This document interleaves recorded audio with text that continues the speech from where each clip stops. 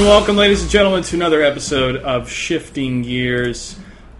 I am your host, Clutch, and today I want to talk a little bit about Transformers and how I was wrong. I want to kind of backtrack and say, I'm sorry. It's kind of the phenomenon of having to see it twice, which is what happened. But I saw it the first time at midnight, the third one, and as I said in a previous episode, it felt so divorced from the first two movies because it was different not having Michaela there, not having Megan Fox's character there. It was different seeing a lot of, alright, spoilers, guys. Spoilers, okay? Spoilers. Final warning, spoilers. Alright, here we go. It was disturbing to me to see Ironhide die and his death not really addressed. And then it was a little crazy as well to see a lot of people, just random humans, explode into ash and bones. And it was different from the first two. We really didn't see that. But watching it a second time, giving it a second chance, I really enjoyed what I saw, and I gave it that kind of, okay, I had certain expectations. I know kind of what's going to happen. I know what the plot's going to be about. Let me enjoy it and not have to analyze it as much. And honestly, I really enjoyed it. I did enjoy the film. So I want to kind of talk about that phenomenon of the second time through when it comes to media. I don't know if it is more with movies or more with games, but definitely playing games like Diablo 2, where you can enjoy the experience more than once in a different way, as far as the different classes, highlights the replayability of a game, okay? You can get to the last level in a totally different style as playing the Paladin or playing the Amazonian warrior or playing a sorceress. So there's an element of difference and different approaches to a playstyle as a gamer when you have a single-player experience. For a movie, I think it's same. There's a lot of the same kind of aspects of enjoying something the second time through, but it might be because you didn't pick up certain elements during the first viewing. You could have saw it at midnight, which I did, which your body is kind of like, I've been up for 18 hours and a little bit wired, what's going on? So not used to being up that late. Well, I mean, most gamers are used to being up that late. But as far as the excitement, the anticipation, not knowing anything, having all these hopes of what's going to happen, it can be a letdown for anybody if you have such high hopes for it. So I retract what I said in a previous episode as far as it was a great experience. I'm glad I saw it a second time. This happened to me when I watched Lord of the Rings, Fellowship of the Ring for the first time. This is a picture of Return of the King. But I remember seeing it with my friend, the first one. And I had never read the books, but I had read The Hobbit. I think I finished The Hobbit that very day when I saw the movie. If not, it was the day before. And I didn't know really anything about Lord of the Rings. When I first heard about the movies being made on the internet, I thought it was about a circus. As stupid as that sounds, I really did. I thought it was about like a 3-ring circus. So, yeah. Shows how much I know, right? Anyway, but I really enjoyed the film. But I didn't fully grasp what I watched as far as how epic it was and how much had happened. And so once I saw it a second time, I was like, oh my gosh, this film is phenomenal. I need to see it again. I don't know if that's our generation of we can add more information in our films. There's a lot more to take in because of computer graphics and because of technology and because of the envelope being pushed for so many years by filmmakers in the 60s and 70s and 80s of what an audience can handle. But there has definitely been a maturity growth in audiences. That doesn't mean that films in the 20s, 30s, and 40s or 50s weren't bad. They weren't. There are some phenomenal films. Some even argue the best films. I mean, Citizen Kane or Casablanca. Casablanca is a timeless film. I watched that a couple years ago, and I thought, oh my, I am baffled by how much I can relate. I mean, I've never been in a war, and I've never owned a club in Morocco, but I think that's where they were. Could be wrong. Anyway, but the characters are so cool, and there's so much life to them that, in my naive thinking, or maybe being a 20-year-old and thinking, "Oh, that stuff's old, it doesn't relate to me." No, it does. This human experience, human happening history, even though it's in film in a fictitious manner, is still totally applicable to empathizing with these characters. So, did I have to watch Casablanca a second time to fully enjoy it? I don't think so. I've only seen it once. Would I want to watch it again? Sure. But I definitely want to watch it in a setting where I'm concentrated, I'm going to enjoy it. I don't want to haphazardly have it on when I'm cooking dinner in the kitchen or something like that. You know what I mean? So perhaps that's what it is within our generation, is we have so much information within these films that they can push so much with the special effects that we have to go through it a second or third time to fully enjoy it. Romantic comedies, I don't really see myself seeing it twice unless it's really, really, really funny. Zombieland was a film that I thoroughly enjoyed, and I don't think it was one of those films where I needed to see it a second or third time to fully enjoy it.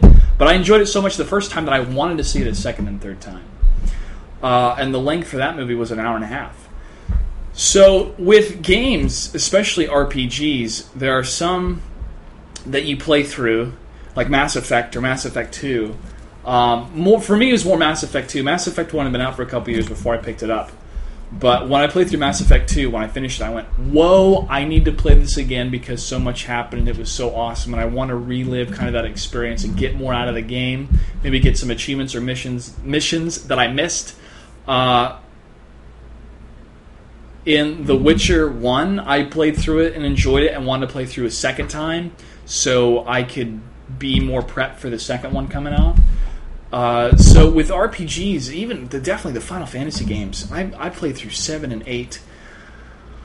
9, I played twice. 7 and 8, I played multiple times. I think 7 I played 3 times, and 8, I definitely played 3 times.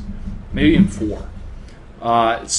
Because it's such a journey. You go through so many plot points and character development and battles, and so there's so much stuff to take in and enjoy, and you can devote a couple hours to it a day and feel this journey and really just embrace the whole experience. And you want to relive that. It's tough to get it up. You kind of go into this depression mode once you beat the game.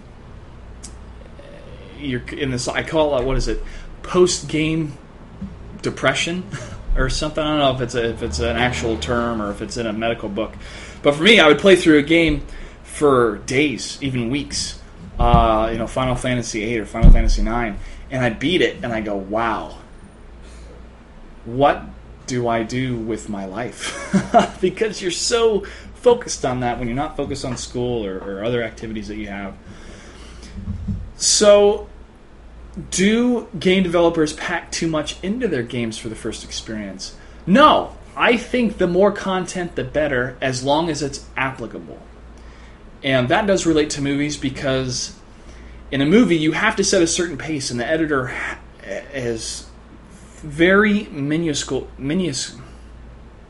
can't even say the word right. He's very precise in editing certain shots and making sure the flow and the pace of the movie has the audience engaged the whole time and makes coherent sense. But also to jump through the story fast enough to fit it within a 2-hour time frame or 2.5, depending on what they want the final length to be. So that's a task in and of itself, because you can have some great footage that might add something to the character depth, but once you put it within the whole framework of the movie, drags it out or feels too foreign to what's going on, or feels that it's not in the right place. So they have to make those distinctions, and the editor will do that under the director's supervision to make sure that the entire vision of the picture is what he wanted. It's true to the writing. It's true to what the actors had done, and so it's an art of finesse. In a video game, you have more time to make those editing decisions more or less because you're in control of the content. But budget-wise, you don't want to focus so much time in a certain element that in the end is going to hit the cutting room floor and not be in the game.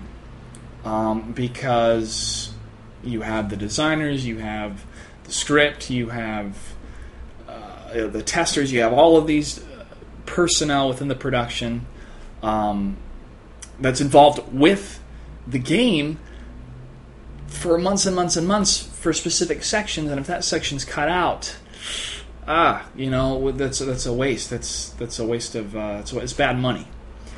So they want to get that pace and that flow of the single player campaign down on storyboards, down in concepts before they fully commit to what they're doing. Are there some outtakes? Of course. In games in the past, you can get Game of the Year editions or other editions or the lost levels and things like that, where there were levels that they didn't put in the game because they felt it stretched the game out too far, or the pacing wasn't right, for a variety of different reasons.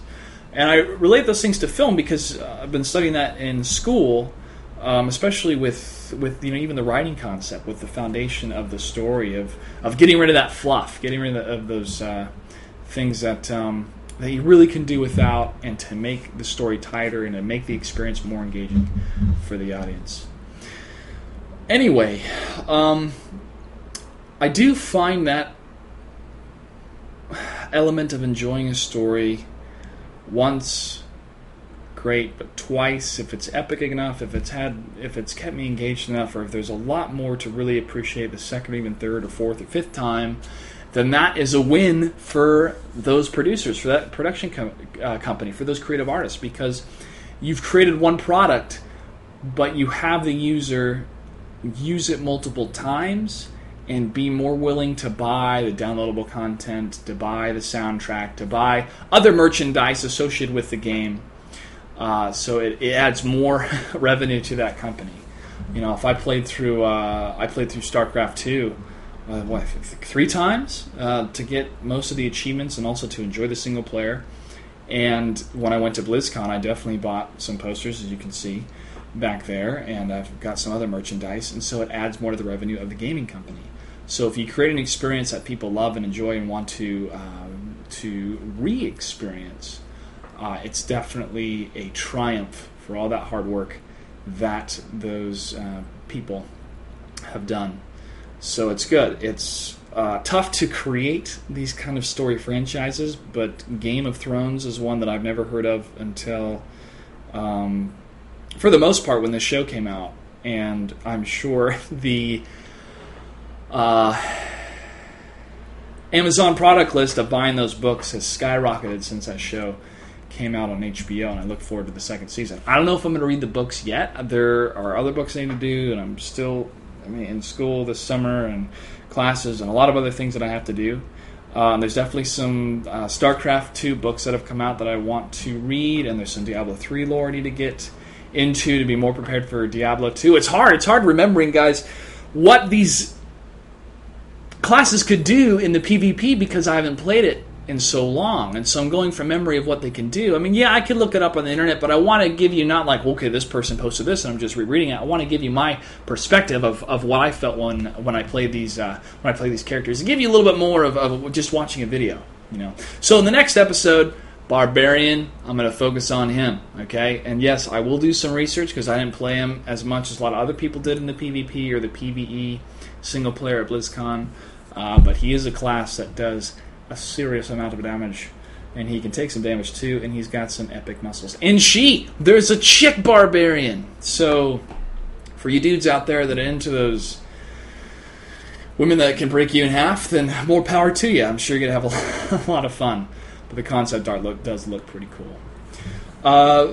So that's it as far as that second experience. I wanted to post that to clarify, this is how I feel about the movie. And I also want to share this story of what happened when I was at the movie theater. And I find it funny in relation to another story that I heard from a girl about creepers, about guys, one guy that ran up to her and said, "Oh, you're so beautiful, you remind me of my ex-girlfriend, la-da-da." And she's like, "Oh, I'm flattered, but this is creepy." So I'm at the theater. It's at a museum. And this is the IMAX theater, by the way. And I see this girl in the exhibit, the museum exhibit. So I'm waiting until the line forms so we can get in the theater, because I was there early to watch the space shuttle on the IMAX theater, which was really cool. Take off today. And I see her, and it's that moment where you go, oh my goodness, this woman is breathtaking. She was gorgeous. And it really sucks because in my mind, I don't know if people are like this around the globe, but in my mind, if I see a girl that is phenomenally gorgeous, all of my energy, like within my whole being, is directed to her. And my mind fires off a million words a minute going, you should talk to her, but don't do this, don't do that. You should, maybe do something like this, do something like that, but don't stay away too late. Maybe you should not talk to her at all. Be kind of creepy. You could be a creeper like your friend with the story. Well, how can you introduce yourself to her? Should you at all? I mean, it's kind of weird. Is she even old enough? I mean, she looks, she's definitely in her 20s, and I'm in my 20s, so it could work. What if she doesn't live here? What am I just wasting my time? I mean, all these things are flying through my mind a million miles a minute. All right, and so I think she's with her younger brother or cousin, or it's a younger boy with her, and I think, is it rude for some random person to come up to you if you're with a younger sibling and trying to enjoy a museum? I mean, you're probably not there to get hit on.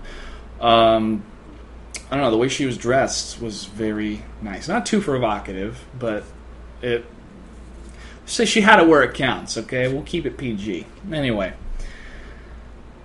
So, unfortunately for me, it's all I can focus on in my mind. And I'm not looking at her. I'm looking away. I'm trying to distract myself. But in my mind, it's like, you should talk to her. You should talk to her. You don't want any regrets, right? Why have a regret? You should talk to her.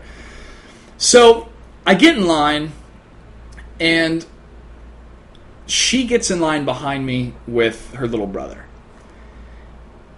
And I'm thinking, is this fate? I mean, is this supposed to happen? What should I do? What should I do? And I'm formulating a plan in my mind. And that plan evolves into this. I'm going to go get some candy, even though I really don't eat candy, and I'm going to ask her if she can hold my spot. And so I turn to her, and she's on her phone, and I go, excuse me, miss, if I go get some candy, could you hold my spot?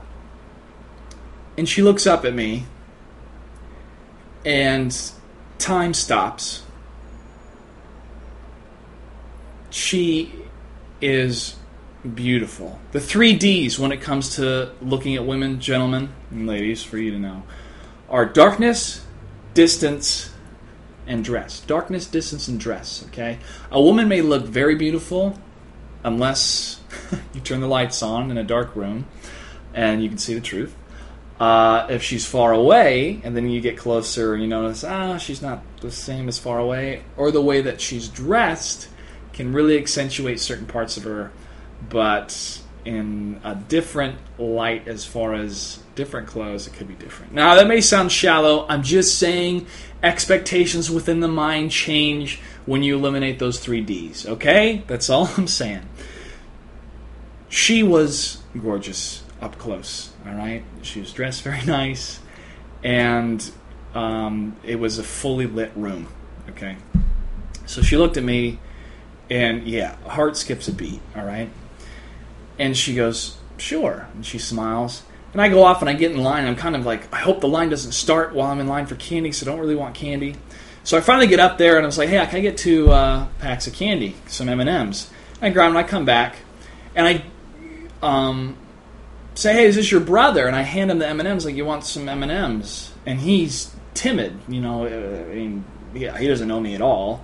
And he looks at his sister kind of for approval, and I was like, should I give it to her? Should I have asked her? And she said, okay. And he's like, all right. And so I said, thank you. And she said, thank you. I said, yeah, no problem. And then I waited for a bit, and I was like, so, have you guys ever been to this theater before? And she's like, oh, no, I haven't, but he has. Or he nodded his head. And I said, yeah, well, it's the first fully digital IMAX theater in the country. And I went, oh. And then she went back to her phone. And I was like, do I keep talking, or is she not interested? And it's kind of tough because in my mind I'm defeated. I'm like, she's not interested. But it was a good try. No, it wasn't. You're a creeper. And then the thought came to my mind, oh no, I'm that guy. I'm the guy that gave candy to a kid. I'm the stranger giving candies to kids. Oh, jeez. And I thought, I don't know. I don't know what to think. I obviously had no bad intentions whatsoever. I did appreciate her giving or holding my spot in line, but honestly, it was a way just to get me to talk to her, and yeah. Anyway, those kind of battles, ladies and gentlemen, are the hardest to fight. You can play video games for hours on end. You can be the #1 raid team in World of Warcraft. You can be pro this or pro that. That's wonderful. That's great. And more power to you. But for me, I love video games and I love the single player aspect, the multiplayer aspect, and getting better. But it's those moments of self-doubt and self-depredation and the what-ifs that really suck, and I really wish I could improve upon. Because I overanalyze everything way too much. Way too much. And I always think that something is my fault or it's something that I have to change. When in reality it isn't. A lot of times I may feel head over heels for somebody I've just seen, but they don't feel the same way, and it's time, and you need to get over it. So anyway, so we watched the movie, enjoyed it. In my mind, I thought that she had looked back up at me a couple times because I sat a row behind and a couple chairs the other directions to the left, and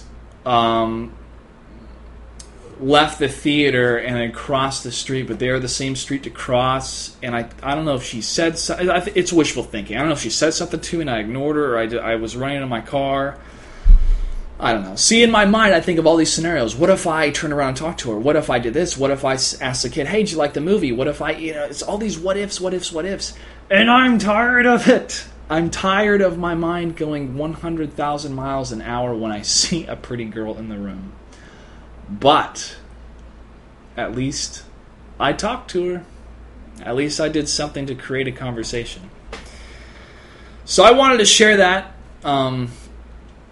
because I don't know if other people go through that as well, or I think I have an overactive mind. It gets annoying sometimes. But I think it's just a funny story to think, wow, was I a creeper today? I totally didn't mean to be. Or did I legitimately try to create a conversation to get to know a very pretty girl and it fizzled out because she wasn't interested? I'd prefer to believe in option 2. So yeah, guys, it was Transformers 2. Give it a second chance. I did, and it was worthwhile. If you have an RPG or a game that you played through once and you thought, you know what, it wasn't what I expected, but there were some things that were cool, give it another try, because we're still waiting for Diablo 3 beta. And, of course, get your StarCraft 2 time in, practice on the ladder. The ladder's closed for a week or two, so you can only progress within your specific division. But, don't give up. Play a little bit a day. It's better than well, I mean, you should do your homework, but it's better than doing a lot of things that really don't help you out in the long run. And you know what those things are. You guys know what brings you happiness. I mean, the world still thinks that gamers are weird or do things outside of normal society. It's like, that's not true anymore. It's instead of watching sports all the time, instead of having fantasy football leagues, instead of being involved in community things, we like to game. And that's how I feel. So there's nothing wrong with it. Of course, balance in all things. Man, I feel like I'm preaching. I need to get off the pulpit. So anyway, but also don't think you can approach somebody because you're a gamer, because you're a nerd or a geek. There's my quotations, geek, whatever. Don't think that way, because you automatically set yourself up for failure, and you make this negative energy around you. Just be truly interested in the person, and don't give up what you're interested in to be cooler. Day 9 does it best, when he meet people and they're like, oh, you're into video games? It's like, yeah, let me tell you how awesome video games are. Be passionate about it. Just don't be overbearing. That's where people get the stereotypes of the nerds and the geeks and the gamers being overbearing. Just in their face, like, oh, it's so cool and I can do this and I can do that. True wisdom in expressing yourself is to express it in a way that the other person can understand. And that's how you really share knowledge. If you don't do it that way and just tell them all about Baneling busts and the Marine range versus a Marauder range within a bunker and how the Marauder's +1 and against a spine crawler is the only thing you can have within that range distance. If you just have Marines within the bunker and the spine crawl can outrange the bunker. I mean, you could give them all that information, but they're going to be lost. So, just a normal human interaction, man. It's much better to go up and talk to them, the pretty girls, than to regret not doing it. Because the more times you try, the higher chances you have of succeeding. So there's my little sermon for the day, guys. So Diablo 3, still no word on the beta, but we'll keep our eyes open, our ears open, and enjoy the NASL. They are currently streaming right now, so once you finish watching that, come over and check out this episode of Shifting Gears. I hope you enjoyed your experience today listening to this. And really, go check out Transformers 3 again, second time, heck, even a third time. Really is a really cool movie. And Cowboys and Aliens is coming up later this month. Talk about unique. It's going to be cool. Harrison Ford and Daniel Craig and Olivia Wilde, my wife. She doesn't know it yet, but definitely very cool. Okay, stalker mode. That's not cool. Not cool. She's a very pretty lady, and she's single. Yeah. Anyway, guys, thanks for tuning in. I'll catch you guys later on.